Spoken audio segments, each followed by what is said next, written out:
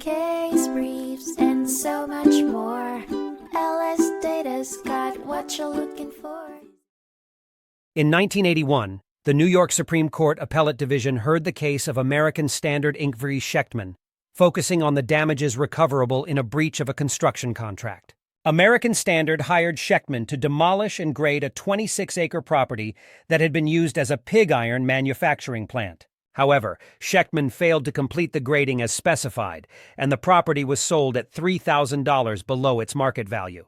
American Standard sued Schectman for breach of contract, and a jury awarded them $90,000 in damages, representing the cost of completing the grading. Schectman appealed, arguing that the damages should be determined by the difference in property value, but the court denied his request. The trial court's judgment and damage calculation were upheld, as Schectman had not substantially performed, and the grading was not merely incidental to the contract.